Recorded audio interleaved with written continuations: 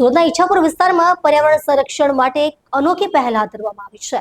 કવાસનગર પ્રાથમિક શાળામાં એક વૃક્ષ અનેક જીવન સૂત્ર સાથે જિંદગી જીવદયા અભિયાન ટ્રસ્ટ અને ઈચ્છાપુર પોલીસના સંયુક્ત ઉપક્રમે વૃક્ષારોપણ કાર્યક્રમ યોજાયો હતો, જેમાં વિદ્યાર્થીઓ, ટ્રસ્ટના કાર્યકરો અને પોલીસ જવાનોએ ઉત્સાહભેર ભાગ લીધો હતો.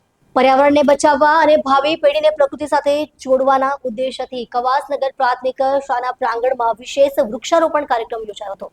એક વૃક્ષ અનેક જીવનના સંદેશ સાથે યોજાયેલ આ કાર્યક્રમમાં શાળાના પંટાગણમાં વિવિધ પ્રકારના ફળ અને છાયાદાર વૃક્ષોના રોપાઓ વાવવામાં આવ્યા હતા.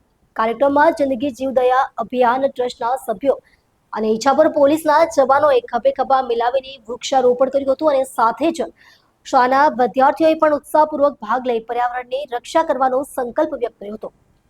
આ પ્રસંગે ઉપસ્થિત અધિકારીઓ, ટ્રસ્ટના પ્રતિનિધિઓએ જણાવ્યું હતું કે વૃક્ષો માત્ર પર્યાવરણને જ નહીં પરંતુ સમગ્ર જીવસૃષ્ટિને જીવન આપે છે, જેથી વૃક્ષારોપણ સાથે તેની જાળવણી પણ એટલી જ મહત્વપૂર્ણ છે. વિદ્યાર્થીઓને પણ વાવેલા વૃક્ષોની સંભાળ રાખવા અને વધુમાં વધુ વૃક્ષો વાવવાનો સંદેશ આપવામાં આવ્યો હતો.